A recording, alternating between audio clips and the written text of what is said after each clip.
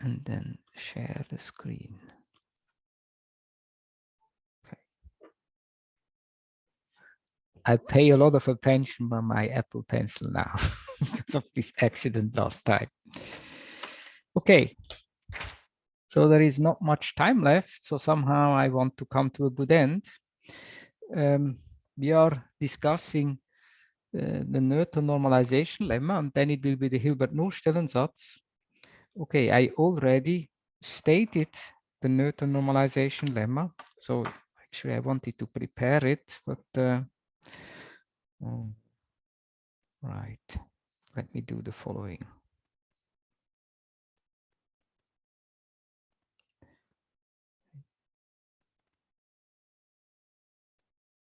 Oh my gosh.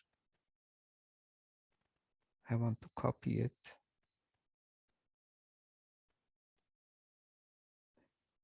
Then insert it here.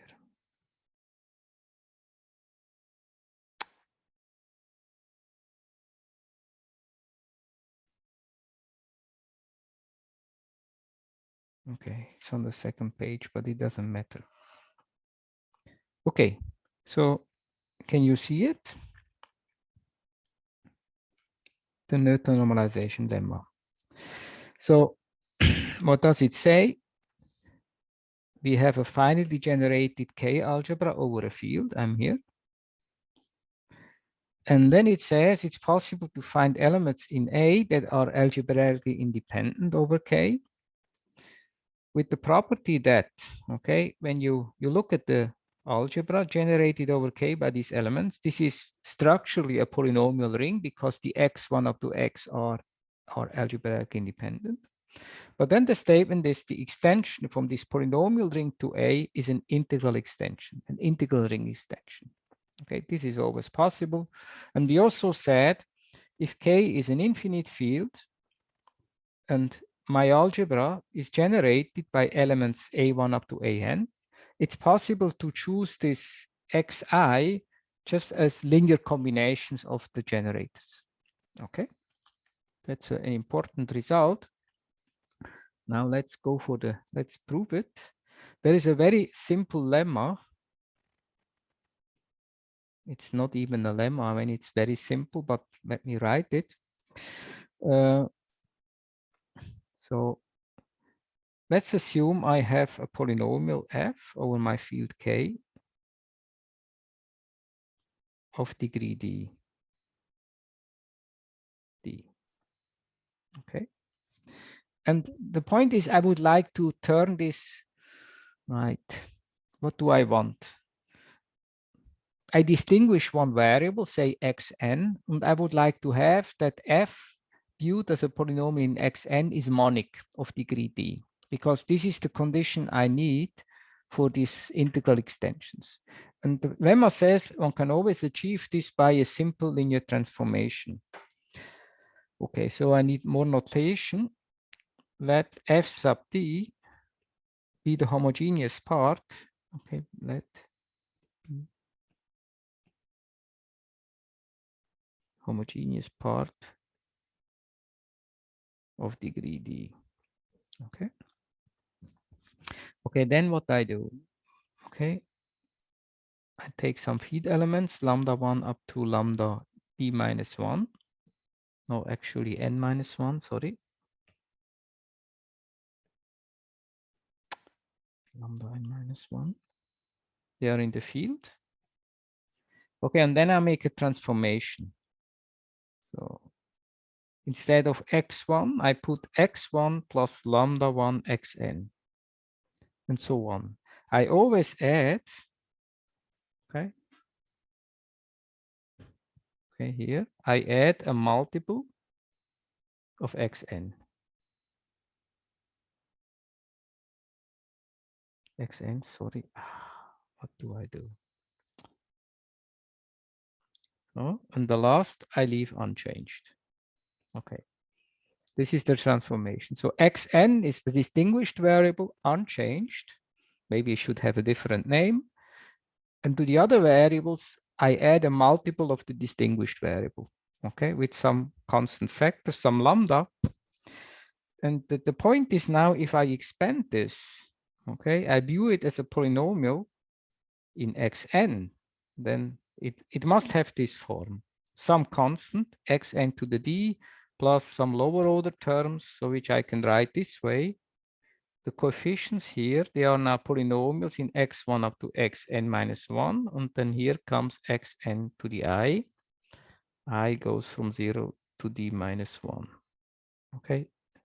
So this is, I mean, everything I wrote so far, I think is clear. So the coefficients are polynomials in the variables x1 up to xi minus 1.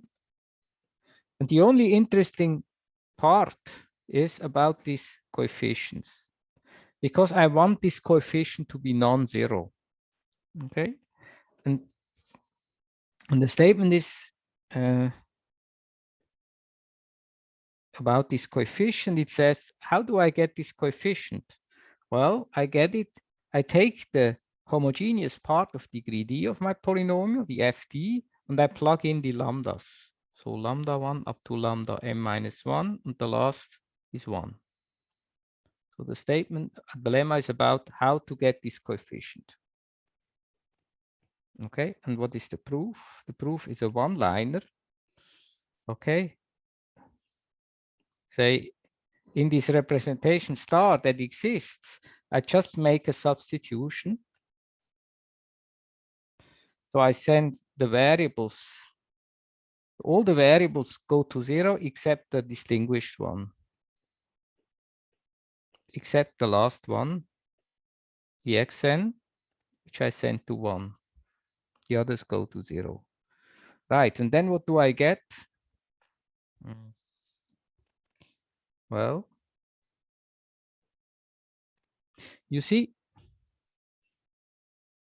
this goes to 1. So there is the constant c, but all of these contributions here, they go to 0.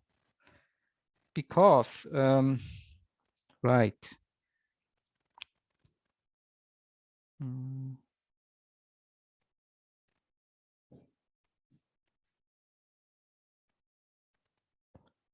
What do I, okay, so maybe let me write. It's not quite correct. Sorry, I'm going to. Okay, so this condition here, okay, I have, but now I think, how does it look like for the homogeneous part of degree d? Okay, so okay.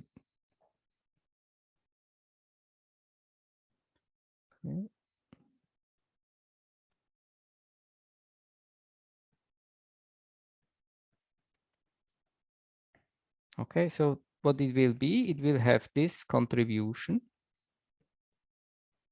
And the remaining contributions, they are homogeneous. So these are terms of degree less than d, terms of degree less than d in xn.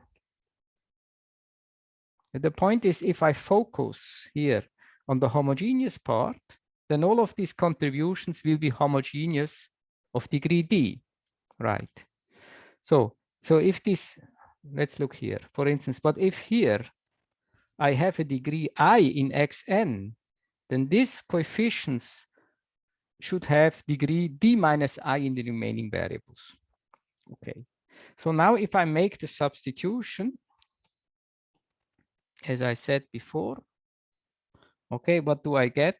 Then I get, so everything vanishes except the constant c. So I have ft. Here I put the lambdas, comma 1. This is c. And all the other terms, they disappear. Sorry for messing up this, but it's an easy argument. Okay. So actually, this is a trick that is done very often in the theory, in practice. You have a polynomial. You want to make sure it's monic with respect to a certain variable. Then you just make such a transformation, maybe a generic one, and then you achieve this. Okay, so this is this lemma. Now let's go to the proof of the Noether normalization lemma. So proof of Noether normalization lemma. Okay. So okay. So I only prove it in the case where the field is infinite. If the field is finite, the theorem is still true, but the proof is a little different. Okay, so let's not bother with that. So I assume A is generated by A1 up to AN. Okay, the assumption I have a finally generated K algebra, so there are such generators. Now let's reason the following way. I mean, in principle, it's an inductive proof, but I don't want to do the formal induction, but you will understand. So let's say, as a happy coincidence, these generators are algebraically independent. Okay, assume that. Then I'm done. Then I can just take, I mean, R will be N, and the generators that I'm looking for are AI. Okay, then I have the X A1 up to AN, they are algebraic independent, and everything is good. They generate the whole algebra. So nothing is, this is the case where nothing is to do. Otherwise, usually these generators are dependent algebraically. So there exists a polynomial relation. So it means there is a polynomial f, which is not constant. So say in variables t1 up to tn, it's not a constant polynomial such that when I plug in the generators, I get 0. So this is a polynomial relation. Okay. So, but because I want an integral ring extension in the normalization lemma, I want to make sure that this f is monic somehow. And now for this, we use this lemma from before. Now okay, let lambda 1 up to lambda n minus 1 be field elements such that this constant from the lemma, I write it again, is non-zero.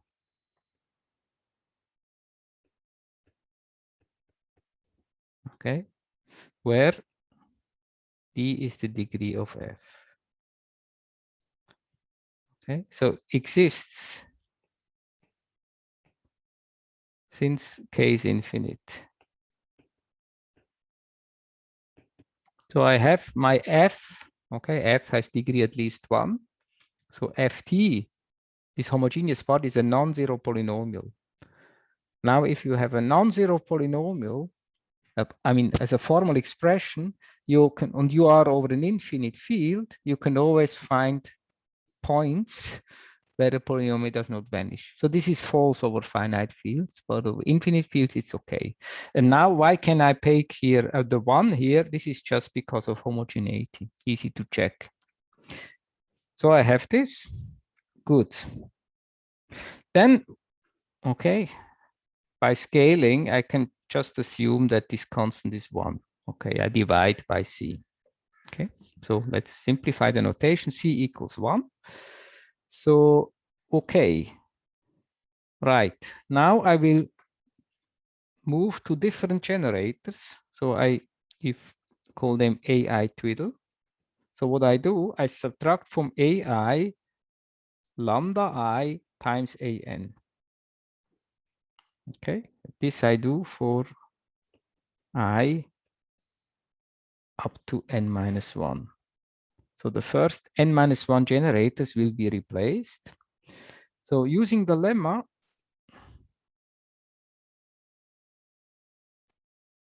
okay, now let's see how our relation changes. So I have f of the a's equals 0. This is my polynomial relation. Now let's see how does it look like with the transformed generators. So now that's an easy calculation. Now instead of A1, I can write A1 twiddle plus lambda 1 AN and so on.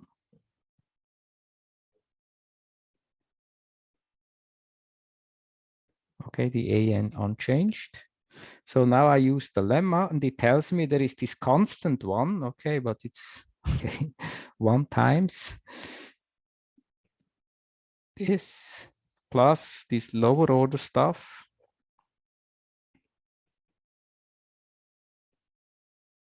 And here I have to plug in this twiddle stuff. So, okay. So there is no magic here. Now you see we have this polynomial relation. This is 0. But the nice thing is it's monic. Okay. So I see now that AN is integral over the, okay, integral over the subalgebra generated by the first n-1 generators, these twiddle ones. It's integral over this. Okay, good. So now, okay, we could go on like that. So, okay, I don't want to do induction proof. I just tells you like a story. Now you look at these things. If they are algebraic independent, we are done.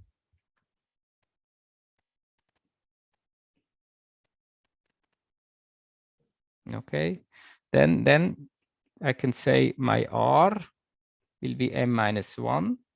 This is an R. And take xi is ai twiddle.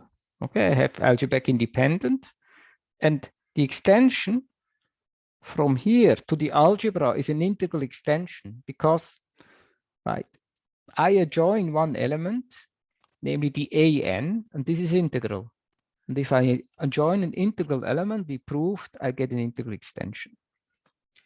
Okay, and otherwise I just proceed, inductively. Otherwise, proceed or continue procedure.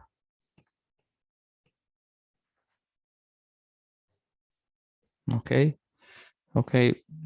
So you start now with this.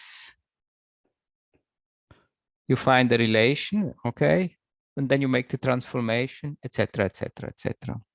So I think one could write it in a more formal way, but actually I like this way of proving it.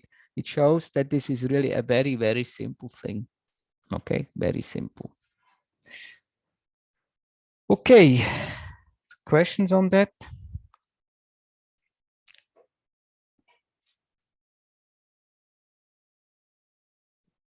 Okay, good. So, right. So now let's move to the Hilbert-Nullstellensatz. I think it was already there in the exercises. So in the following, assume that the K is algebraically closed.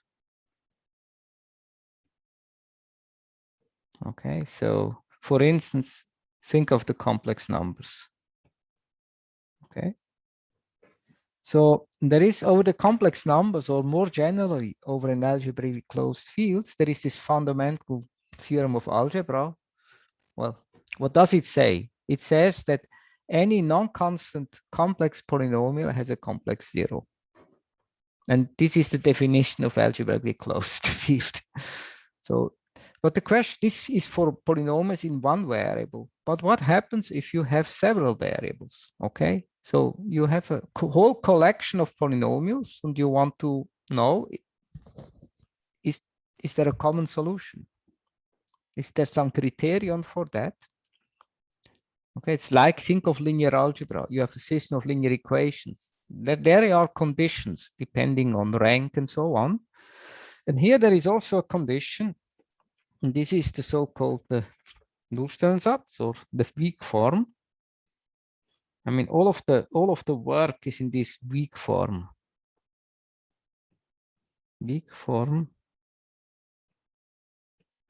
of Hilbert's Nullstellensatz. Nullstellensatz. Okay, let me abbreviate it. Okay, it's funny in the US, in the Anglo-Saxon countries, the way they write Nullstellensatz, usually orthography is a bit wrong. Nullstellensatz. Okay. So what is it? I have a list of polynomials, f1 up to fs over k in the variables t1 up to tn. Okay. So I have polynomials. Now they generate an ideal. And I assume this ideal is proper. So let be polynomials generating a proper ideal. So this means, so this ideal doesn't contain 1. So it means it's not possible to write 1 as a linear combination of the given polynomials. So let me write in negative. There is no way to write 1 as a linear combination of the fi. Okay. And the coefficients are polynomials.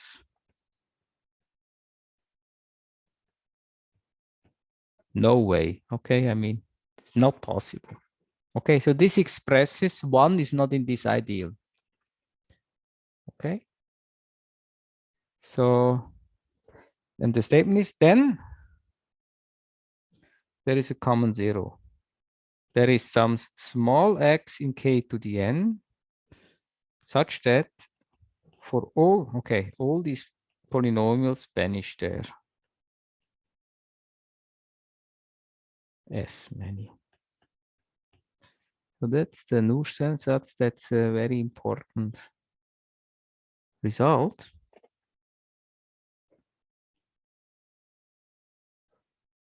Okay. So maybe you can even phrase it as an if and only if condition. Just assume that, let's assume we would have such a, we would have such a relation. Okay, so if we have this, then we directly see it's impossible that the fi have a common 0.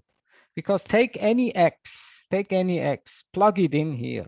Okay, if x is a 0 of all the fi, then here I will get, this will all be 0. So I will have 0 here, but here there is 1. So this is impossible.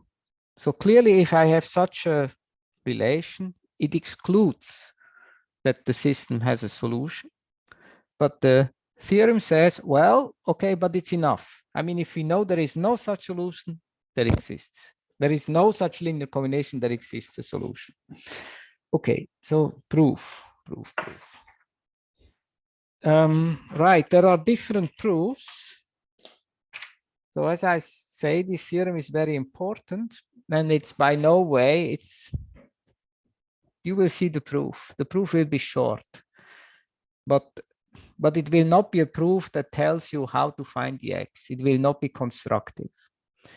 So the original proof, I think, going back to Hilbert and so, it was actually constructive and it used the resultants. Okay, right. Okay, whenever you want to have quantitative information, so for instance, you know, these polynomials here have the degree at most d, say, okay? Then you wonder, how large should the degree of these coefficient polynomials be? So nowadays we know exactly what it is, but these are results that, okay, they are not 100 years old, maybe they are just 25 years old and so on. They are not so easy. Okay, good. Now proof of the Hilbert-Nullstellensatz. So it's not constructive. So okay, whenever something is not constructive, it deals with a maximal ideal. Okay, so let M be a maximal ideal. Be a maximal ideal. Okay, of my polynomial ring containing all the f's such that, so I can say such that, okay, my ideal in the polynomial ring, which I assume is proper, is contained in M. Okay, that was the Zorn lemma trick.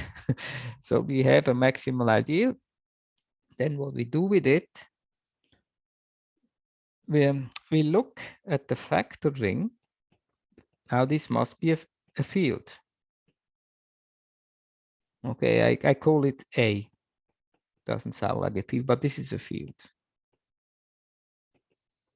Because I divide by a maximal ideal. That is a field. And now A is generated by the residue classes of the variables. I write them with bars. Okay. So where Ti bar is just stands for Ti mod M.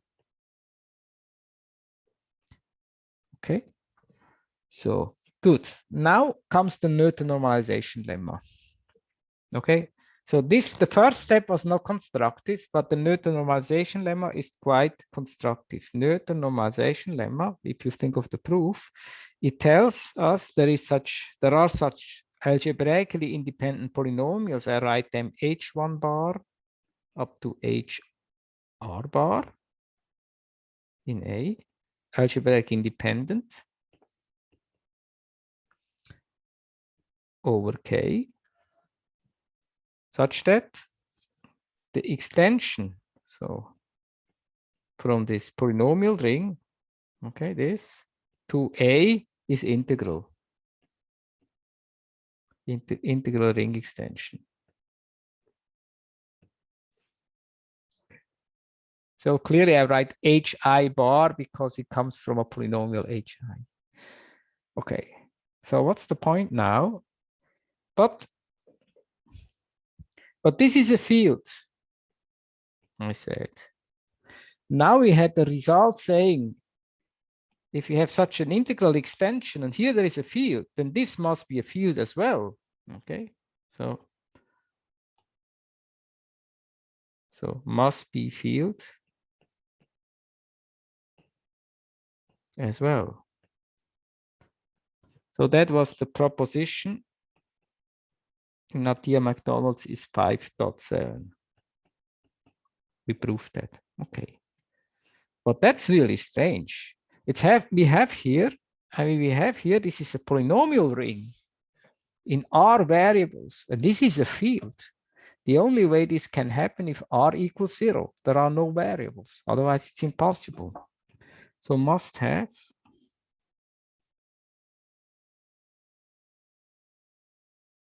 R equals 0. Okay. Good. So what we get actually, so what I have, this extension, this integral extension, okay, it goes from K to A. So it's an algebraic field extension.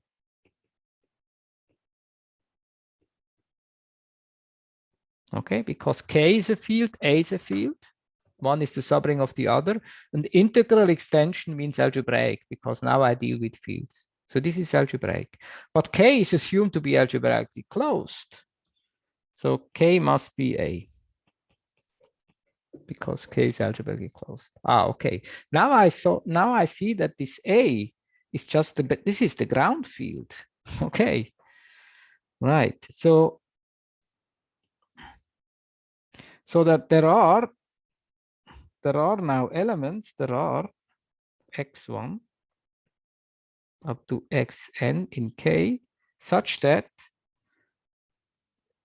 okay, xi is congruent to Ti mod M. So you see all these Ti bar here. I mean, they are in A, but A equals K. So they are congruent to field elements. Okay, and this is what we needed. Now we have. Now, let's see. Let me write it. It's basically one line. fi. I plug in this x1 up to xn. Okay, but this is the same of it. If I go for congruence mod M, the maximal ideal, I can put here as well the t's. Okay, this is, let me say, mod M. This is a congruence mod M. But the fi, when I plug in the t's, okay, this is fi.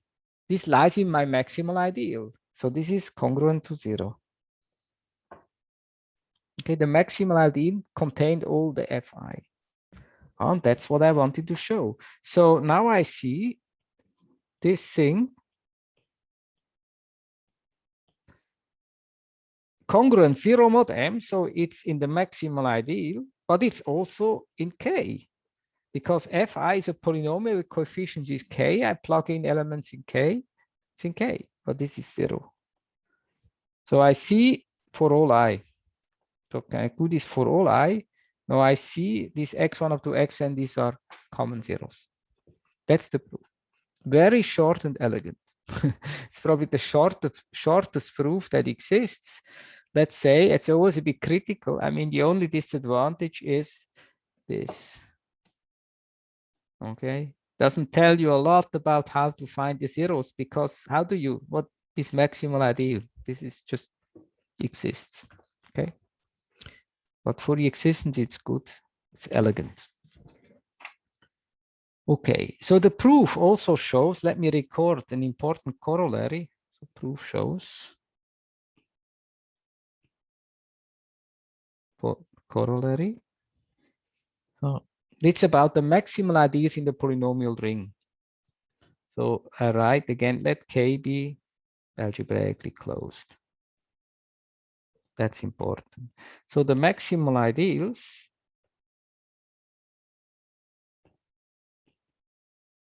of the polynomial ring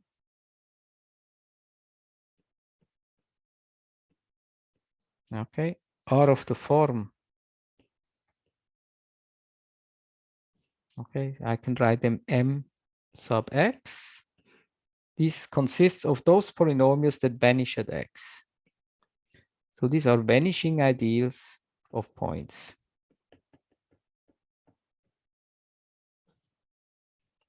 For x in k to the n. I think we had it before that if you have such an ideal, then it's very easy to see, the polynomial ring modulo this mx is isomorphic to k.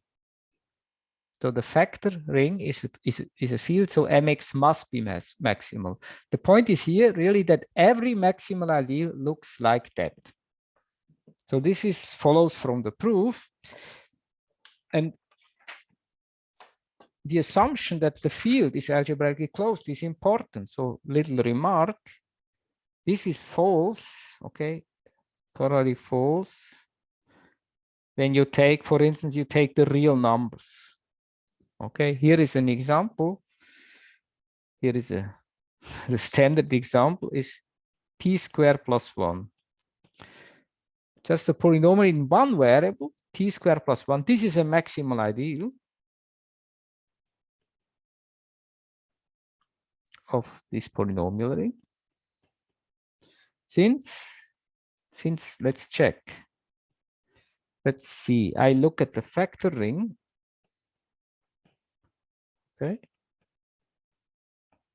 And this, if you think about it, or anybody knows what is this ring? It has another name. It's very well known. It's C. It's C. It's the complex numbers, right? That's a field.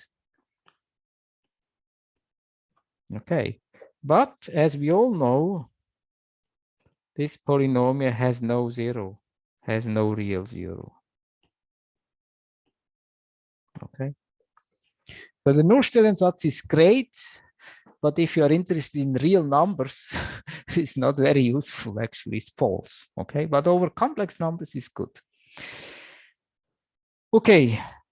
Right, and there is now this standard story with the Rabinovich trick. I think it was in the exercises, was it? Or somehow I have the impression I should do it. It's so important. Also, a repetition cannot harm. So now this is the Nullstellensatz itself.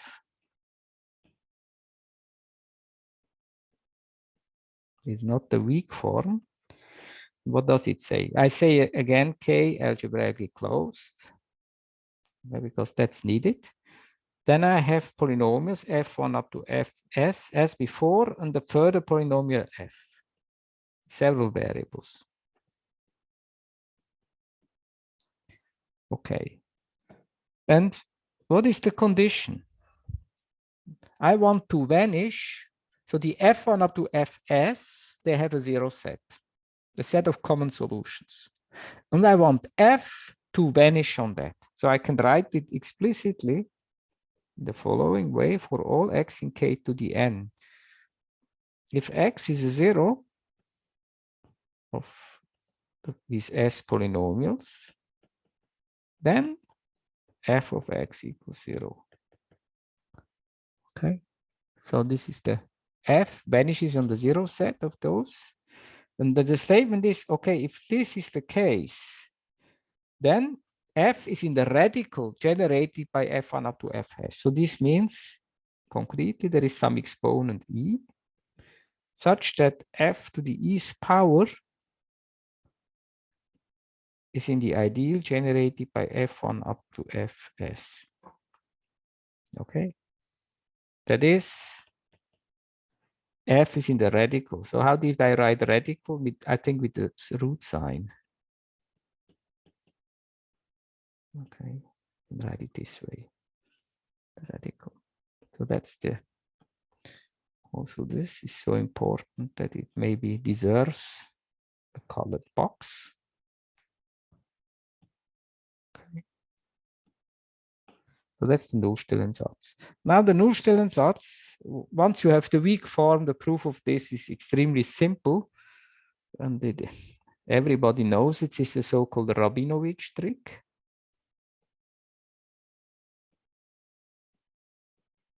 Okay, I'm quite sure that it was known before Rabinovich, like all these things, but you know, it's good to have a name, the Rabinovich trick.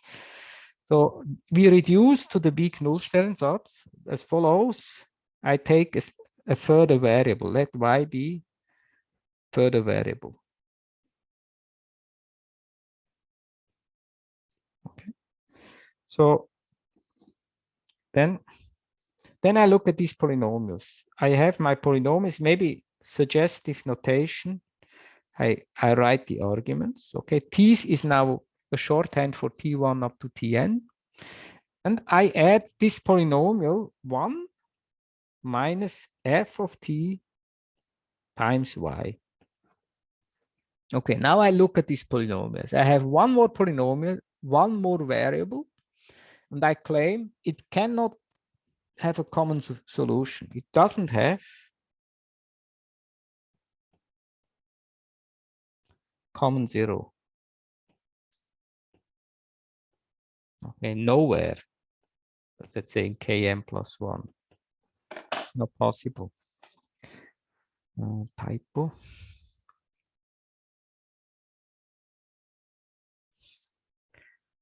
Why? I mean, assume there was a solution, plug it in, then, right, let's see. You take your x here. Here is x. Then all of these f1x up to fsx are 0. So, okay, they are 0, okay? But then this says f of x should be 0 as well. So here I would also have 0. So then here I get 1, okay? It's impossible to get here a 0. You see? Because of, if here is 0, here must be 0, so here I have 1. Okay, that's good. Right. But then now I use the weak Nullstellensatz. The weak Nullstellensatz says, okay, I don't have a common 0, so I can find a linear combination of the one. So there are coefficient polynomials H0, H1 to HS, and they are okay in all the variables I have in the T's and the Y. And one is now H0 times, here comes 1 minus F. Now I don't write the T anymore because it's a bit annoying. Okay, I write it. So this is a linear combination of 1. Okay, now I have to get rid of the Y.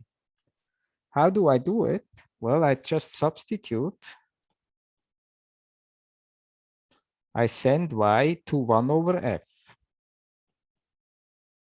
Okay, when I do this, then this contribution will be killed. This disappears. Disadvantage is I leave the polynomial ring. Okay, 1 over F. Okay, so I have to restore this somehow.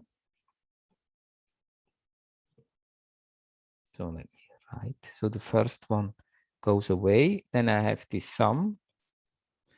Let me write this way. On the one hand, I have the t's t1 up to tn, and the y's is now 1 over f. And I have f I of t. Now I just have to multiply with a sufficiently high power of f, so I get polynomials again.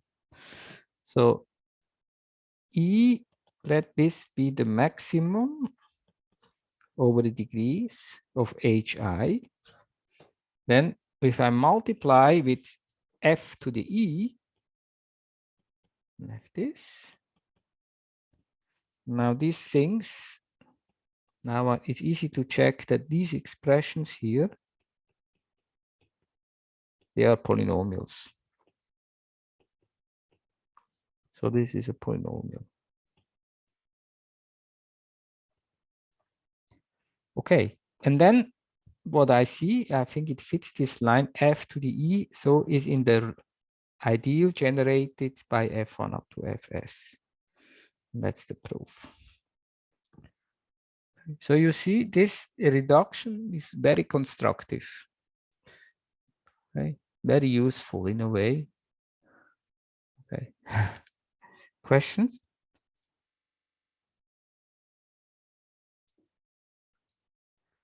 Okay, probably you could wake me up in the middle of the night and I could just do it. I know these things so well. Okay, so now, so this was the work. The weak Nullstellensatz, there's the work. The full Nullstellensatz is just a Rabinowitz reduction. But now let's spend a little time in rephrasing what we have. Okay, because the formulation of the Nullstellensatz, when you see it for the first time, it may look a bit complicated. Okay, but what we can do, we introduce some concepts, some notation, and then it becomes, in a way, nicer to understand what's going on. So now we actually only reformulate. There will be no addition in contents, but it's useful to do it. So now I think this was in the exercises, but this is like a recap of what was in the exercises. So I defined a zero set of an ideal. Sometimes people write Z of A, and now I write V, I don't know, vanishing of ideal A in the polynomial ring. S, okay, what is it? It's the collection of all those points in K to the N, such that all F in my ideal vanish there. So set of common zeros of all the polynomials, the ideal, okay. Okay, it's clear if you say you are just interested in two polynomials, then the zero set of these two polynomials clearly will be the same as the zero set of the ideal generated by the two polynomials. That's why we talk about ideals, okay. Okay, and the other object of interest is the vanishing ideal. Vanishing ideal, let me, I of E of subset. This E is a subset of K to the N.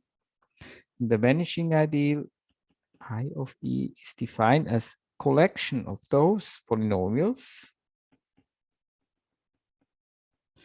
okay, such that they vanish as functions on E. So for every x in E, f of x is 0. It's the vanishing ideal. Okay, it's the vanishing ideal. Okay, so okay, a remark. So this was in the exercise. Let me just recall it. Okay, exercise. I think it was in the exercise. The vanishing ideal of E is always a radical ideal. Okay. Okay, the second thing, right, actually I said it, but I can write it, but it's quite important, so let me write it. If A is generated by the polynomials f1 up to fs, then the vanishing ideal of A is just a common zero set of these polynomials. It's exactly what I said, but let me write it anyway. So even if you are interested in finite collection of polynomials, it's very natural to go to the ideals. Now we have these two processes. Let's say I have a set E. I take vanishing ideal and then zero set. And then it's trivial to check that this always contains E. If you don't see it immediately, don't worry. It can be confusing, but it's completely trivial. Same if I have an ideal in the polynomial ring. Now take zero set, vanishing ideal, I get something that contains A. This is also trivial. You check for yourself. The question is, when do I get equality in 3 and 4? Okay, then there is the following definition. A subset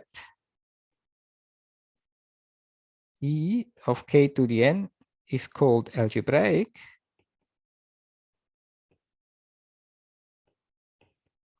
if it is a zero set. Okay, if it is of the form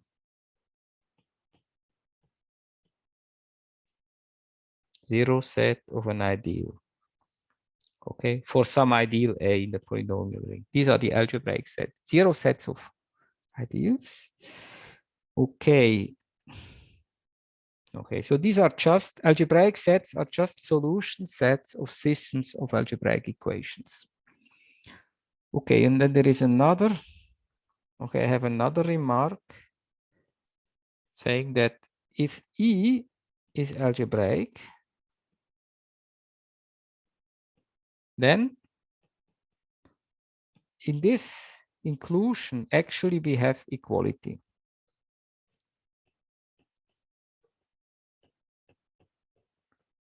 Let me also put here exercise. I don't have much time left, and I think it was in the exercise, and if not, it's very easy. There's nothing deep about it. Okay, and now comes, so where is the meat? Okay, so where is the non-trivial thing is in this corollary, and this is a reformulation of Nullstellensatz. So for any ideal A of the polynomial ring, K must be algebraically closed. We have the following. Ideal, I take zero set, and then vanishing ideal. So let's see. Here, I said it contains A. Yeah. But in general, it's not equal to A. And it turns out this is exactly the radical of A. It's the radical of A. So this is a reformulation of Nullstellensatz. Okay, so the proof said, I said this inclusion was clear and the other is just a Nullstellensatz. Think about it. It's exactly that. I said it. You see, this is exactly, where was it? here. I mean, you have to think about it with yourself, but here, the statement, there is an exponent such f to the e is here. So f is in the radical. This is exactly it. If you don't see it, please ask me next time. But I think, yeah, that's what it is. Just one short question. We have to argue that this ideal A can be generated by finitely many polynomials. A very good point. Very good point. Very good point. Right. I mean, we showed it already with Bruckner basis, I think, but we have to say it, I think. You got me. This is true. You found a gap in my argument. This is true. Because the Nullstellensatz, as I formulated, let's see, was for an ideal, finally generated ideal. But there are two answers. One answer is, suppose I had, okay, an infinite number of f's. The proof would still work. I mean, the weak Nullstellensatz, nothing would change. Because you see, even if here you have an infinite number of generators, if the ideal is proper, you can put it in a maximal ideal. One thing. Second answer is, we know already that polynomial rings over fields are Noetherian in a way, meaning that every ideal is finally generated. So this we prove with the help of Grabner basis.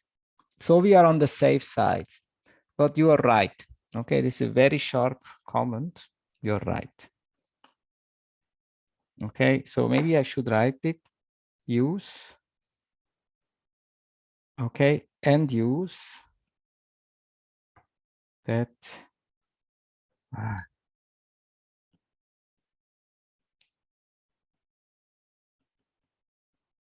Okay, I in the Noetherian. Okay, we'll discuss this.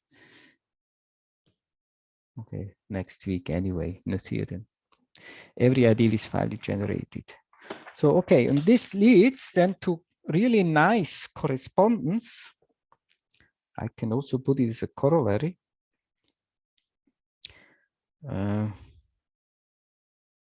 If we have space here, so have inclusion preserving bijections. So I think this is so important. It should be, I put it on a different board if I can. Okay, worked. So on the one hand, we have the collection of algebraic subsets. Okay, to the n. On the other hand, we have the radical ideals.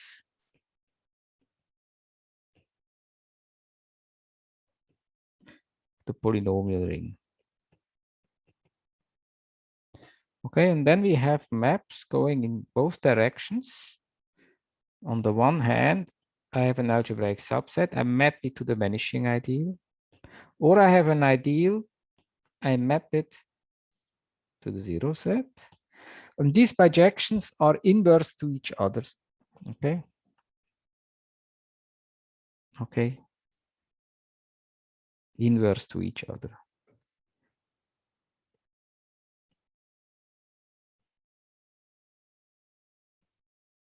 Inverse to each other. So, right.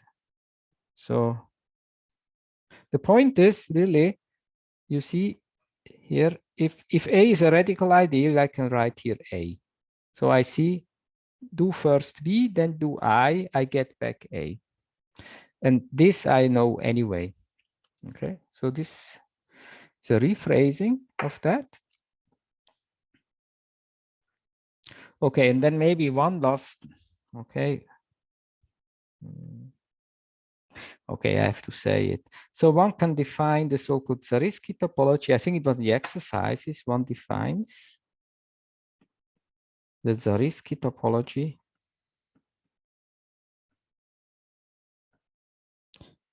on K to the N. by declaring these algebraic sets to be the closed sets. By declaring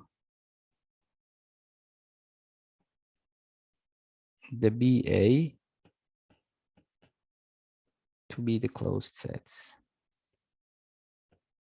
Okay, and then it needs a little bit of thinking to show that the axioms are satisfied. So we get the topological space. It's quite a strange one because it's not Hausdorff, but it's even nevertheless, it's useful. So that's the Zariski topology. Okay, and then I don't know whether, okay, I'm not sure exactly what Marco did in the exercises. So let me just write this.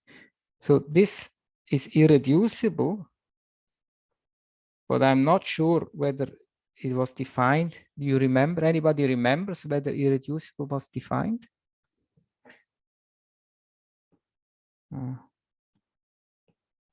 Okay. Nobody remembers. So whatever, it has a definition, and it turns out that this is irreducible if and only A is a prime ideal. Okay, so maybe I don't enter this story because it will take time, but the point is really that yeah, it's very important in a way that to understand. So in commutative algebra, you have the polynomial ring, and then you look at the prime ideals of it, the spectrum. It doesn't have a geometric meaning a priori, but in fact, there is one, especially if the base field is an algebraically closed field. Then you have this correspondence.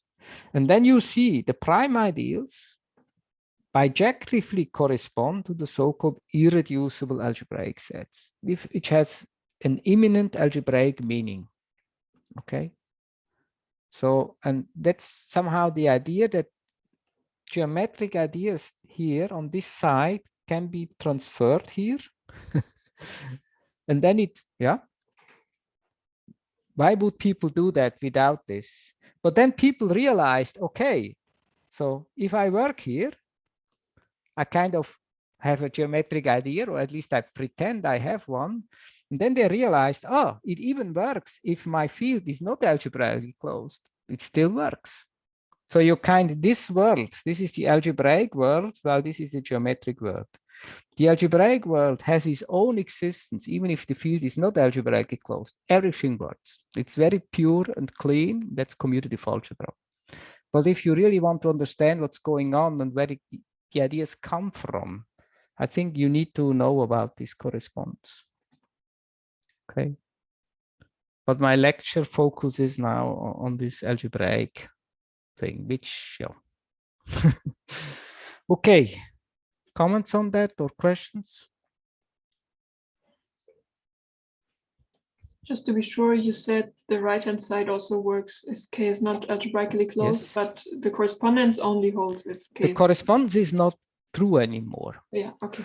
But you can study the prime ideals, and I mean, all the results. I mean, okay, we didn't prove so many results, but let's, for instance, look at the Newton normalization lemma. You don't need algebraically closed. Or the going up theorem, you don't need that. I mean, almost never. I mean, this gives a lot of flexibility that you don't need to, yeah, things work in very, very general. Sometimes one has to worry about characteristic or whether some base field is finite and so, but it works in general. Okay, thanks. Good. So that's okay. So I was running a little bit. This is good because I'm running out of time. So now let's jump into the next topic. And the next topic, okay. This morning I prepared a little bit of shortening. Okay, next, this is now the chapter 6. Okay, we don't have the chapter 6. And this is on Noetherian rings or modules. Okay. Noetherian rings the module. So I want to do, this will be a very short chapter because there's not much in it. It's not difficult. I want to do this. And then I also want to talk about primary decomposition. More I cannot do in this lecture. I spent so much time with the Gröbner basis. Okay, what is this? Noetherian, named after Emmy Noether. She was the first to realize the importance of this concept. This is a finiteness condition. So let me give the definition. Okay, I have an A module M. Let M be an A module. Okay, we call M Noetherian.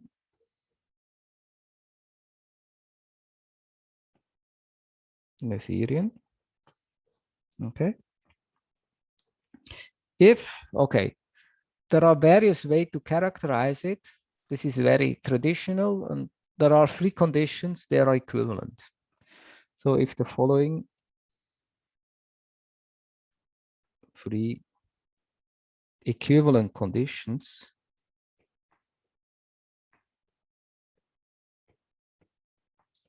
okay, and then we will verify that they are equivalent. So one is, okay, the chain condition. So every increasing chain of submodules becomes stationary.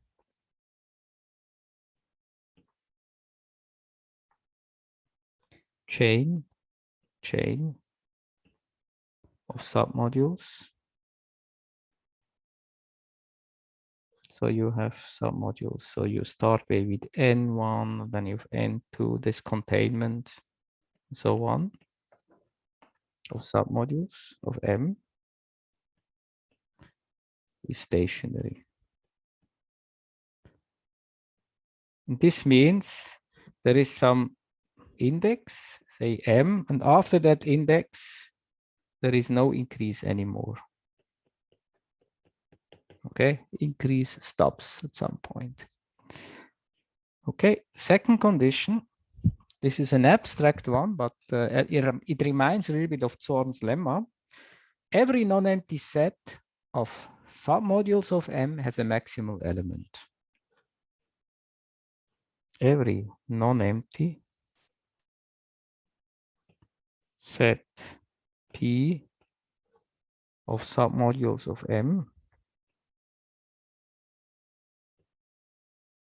has a maximal element. Meaning that there is a, okay, the element is a module that you cannot extend any further without leaving this P. Okay, strange condition, yes. And third condition is every submodule of N is finally generated.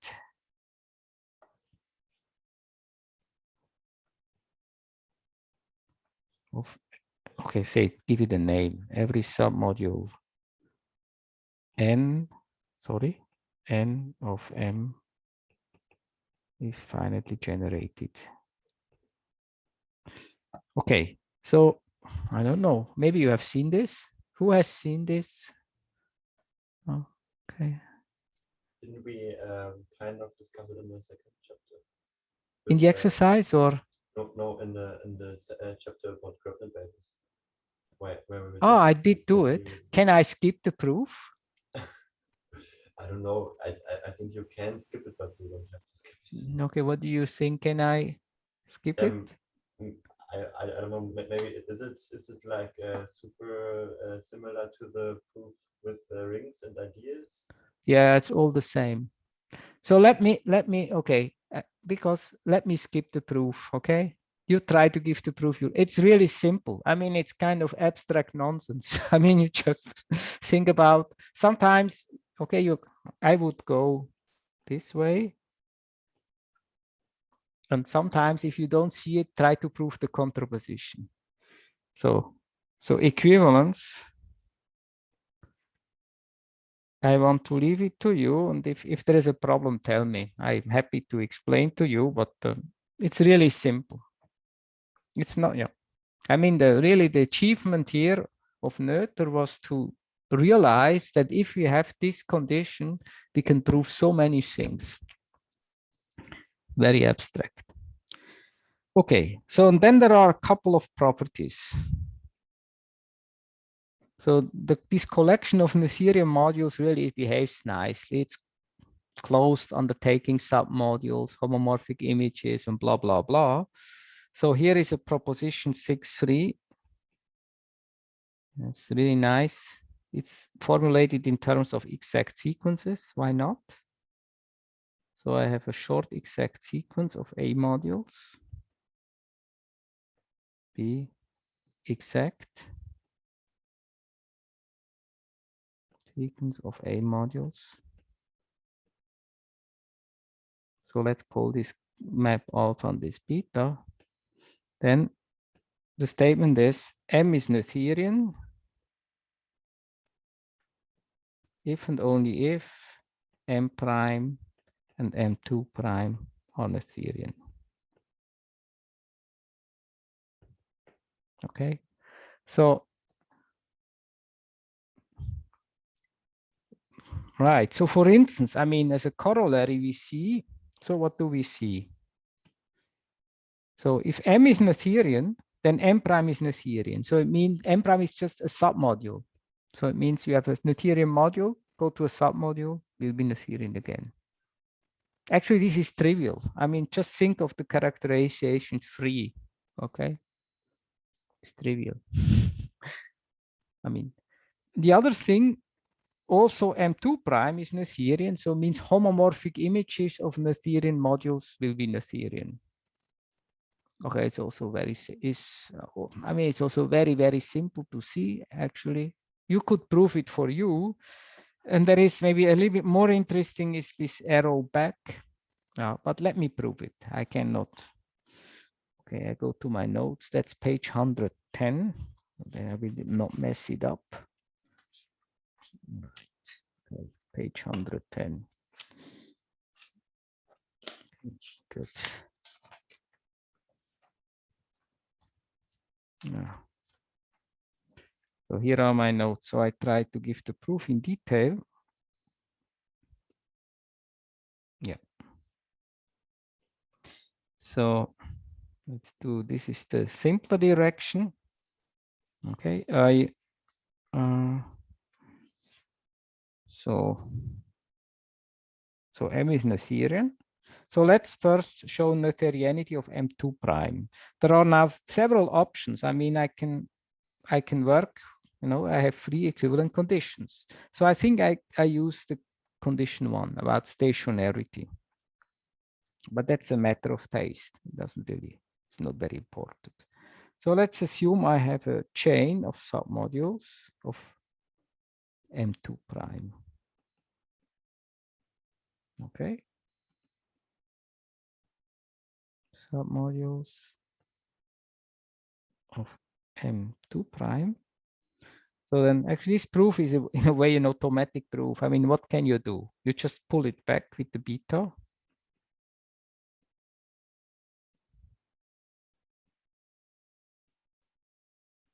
Now I have a chain of submodules of M.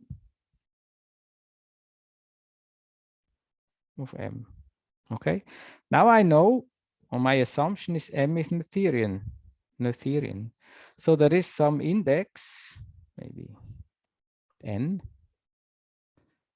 And after that index, things become stationary. So I put here N, and then the next one, N plus 1, etc. Okay, become stationary. Now I just have to check that this also is true for the M2 primes. But now I just use beta is surjective. So I have here this equality. I apply beta, and I get this.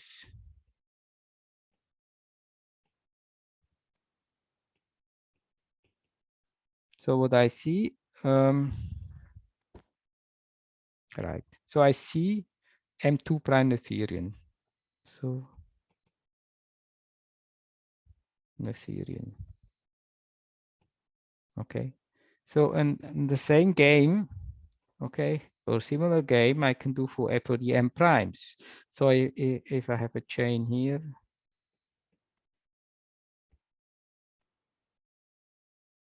submodules of M prime. So what do? I just apply alpha. Okay, alpha is injective, so you may think of inclusion. So I have submodules of M. Now I use its Noetherian. So there is some index n, and after that index, it becomes stationary.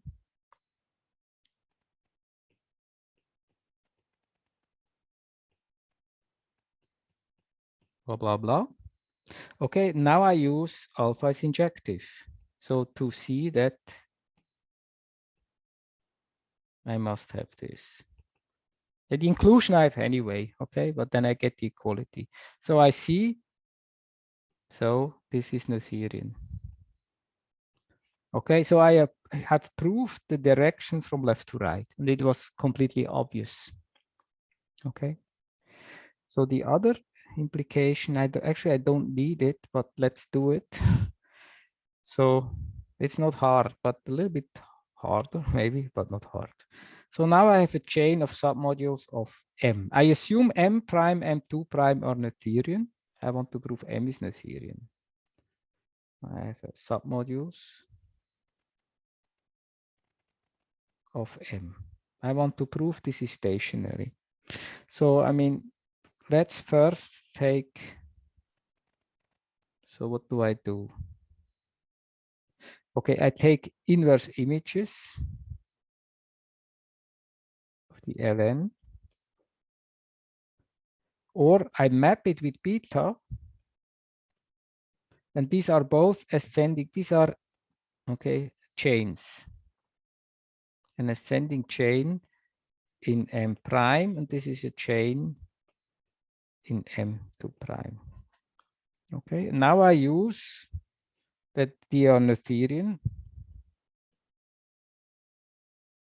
So there is some index n. Okay, I choose it big enough so it works for both chains, so that I have stationarity here. Same here.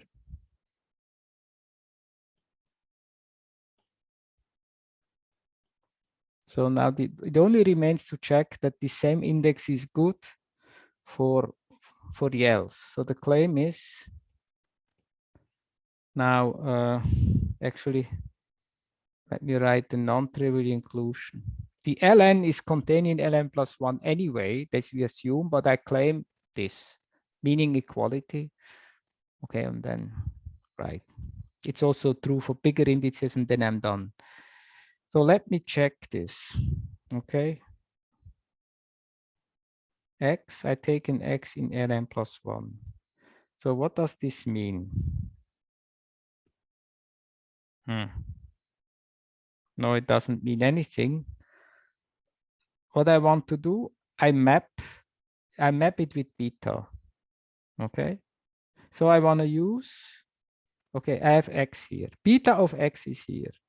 But this set coincides with this one. So this implies there must be a point, say, Y in Ln, such that beta of X equals beta of Y. Okay. So therefore, beta of X minus Y equals 0. Now I use my exactness. So X minus Y is in the kernel of beta, but the kernel of beta is the image of alpha because of exactness. So there exists Z such that X minus Y is alpha of Z. Okay, now, okay, so Z is in the inverse image of, I have to think. I want to write ln plus 1, what Y is that? Okay, yeah, because, right. Right, both. Okay, Y is in ln and X is in, why is that? Okay, now I got it. Because I also have this assumption that this is the inverse image of ln. This I also know. Okay, this is here. So they are equal. So my Z is here. Okay. And then, okay, I think then I'm done. X equals Y plus alpha Z. So it's in ln plus ln, which is ln. So the trick was actually, you see, to make very clear. Okay, maybe I was not very clear. Let me say this point again. Here, up here. This I know. Okay, I have ln and ln plus 1. And I know from the construction Z is in here with the bigger one, because Z is the difference. Okay, if I compute alpha Z is X minus Y. So X is in ln plus 1 and Y is in ln, so clearly in ln plus 1. So I have this. But then I use the equality here and have it. Okay, that's the proof. Okay. Right.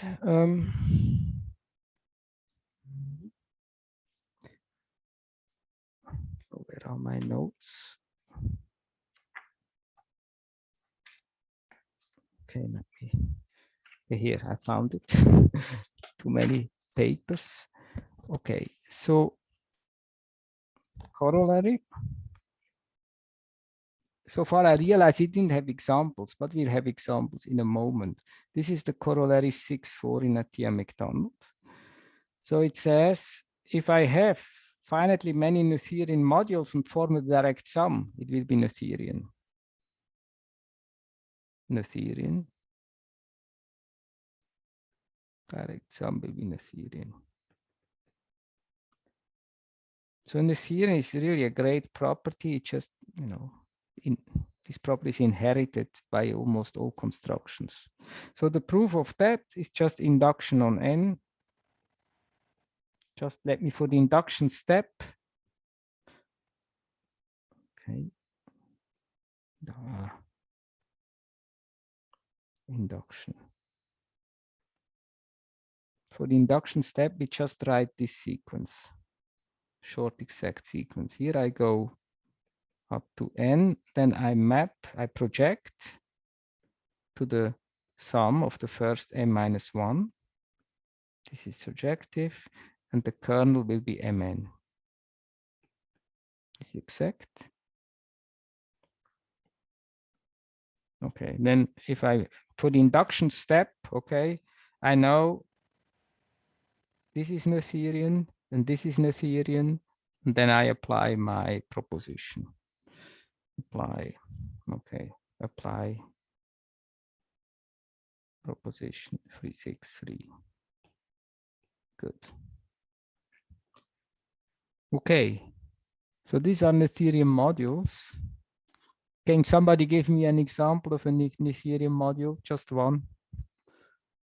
I should have given examples, but the polynomial ring in any number of variables. How should I view it as a module then? It's a ring. So what do you now? Oh, yes, it's what you say is correct. Yeah, as a module over the correct. base. Very good. Ring. So now it's what like we talk to each other like abgesprochen, because this brings me exactly to the next definition. What is an Noetherian ring? So a ring is called Noetherian.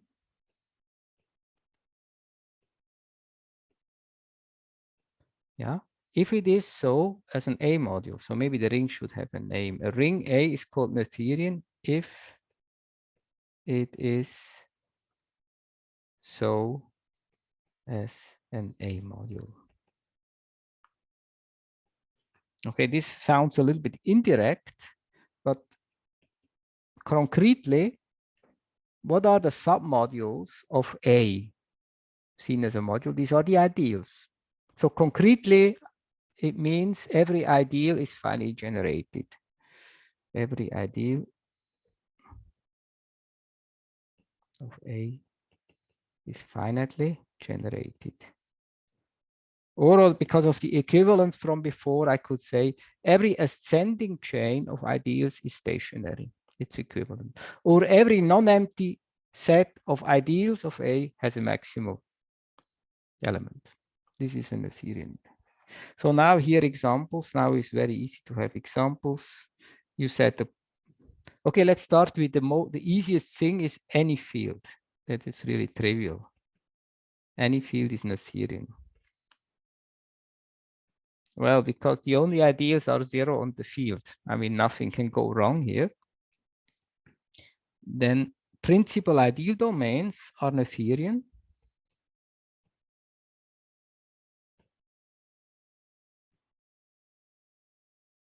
Because any ideal is generated by one element.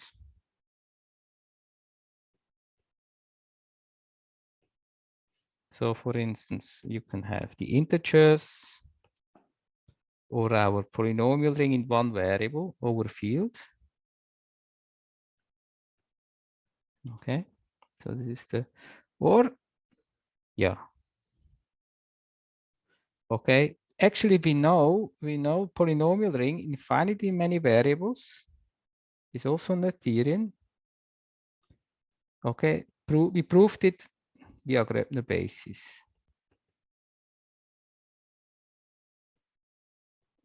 So this we also. However, if I would take an infinite number of variables, okay, not finite, then it's not Noetherian. So this would be an example of a non, you check yourself. I mean it's trivial. Just take the ideal generated by the first n elements. It's strictly contained in the ideal generated by the first n plus 1 and so on. So you build an infinite ascending chain of ideals which never ends. Okay. Or I mean, actually maybe I mean, if you do functional analysis and so, maybe you look at the algebra of continuous functions on something, say on an interval, compact space, or whatever what you like. These rings are not Noetherian. Easy to check. We have a compact space, ring of continuous functions on it is not Noetherian unless, I mean, unless the set is finite. Okay, so you will not meet this Noetherianity condition in functional analysis somehow. So it's something that we have here. Okay, right. What? Okay, something else. Okay, another. It's very cheap. The corollary 6.5. I can do it. It's very simple. So and very useful. So let's say A is an Noetherian ring, and M is a finitely generated A module. Then M is Noetherian. So the module is finally generated over the base ring. The base ring is a nice one, is Noetherian, then the module will be Noetherian. And the proof is so simple. We just use our corollary 6 sphere to see that A to the n, meaning that n-fold direct sum of A is Noetherian. This is a Noetherian A module. Okay, it's just because A as an, okay, A is Noetherian. Now you have this sum. It's a Noetherian A module. Now, if M is finally degenerated, it's a homomorphic image. So M is homomorphic image of sum A to the n. Okay, n will be the number of generators that you need. And now we apply the proposition. The one with the exact sequence is the proposition 6.3, which says homomorphic images of Noetherian modules are Noetherian. Okay, got it. Right. Okay, very good. Can I go for 1-2 minutes more or? Yeah. No serious complaints. We discussed about the exams. Okay, there is not so much. So let's talk a little bit about Noetherian rings. So I want to show homomorphic images of Noetherian rings are Noetherian. Oh, actually, this we know already. Localizations of Noetherian rings are Noetherian. Okay, so there is this, I can state it. This is proposition 7.1 in Nathia-MacDonald. If A is Noetherian ring, and I have a surjective homomorphism, surjective ring morphism,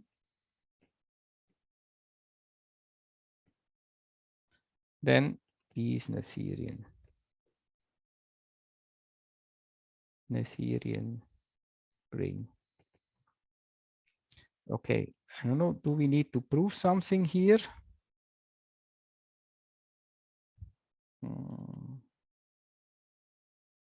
I don't think so, because, okay, this phi will also be, if you think of A modules, it will be a ring homomorphism, but maybe if you don't like this, I mean, directly, let's do it directly.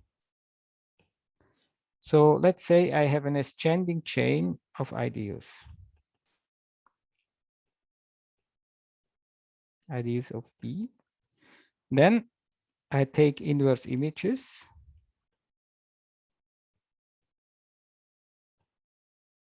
These are ideals of A. Now I need a little bit more space. Good. So then, because A is Noetherian, there is some index that gets stationary. Okay, my pencil is almost empty. Time to stop soon. And now I use phi surjective, actually as before, and I get this. Okay, and I'm done. So actually this proof we had basically. Okay. So, okay, so the plan is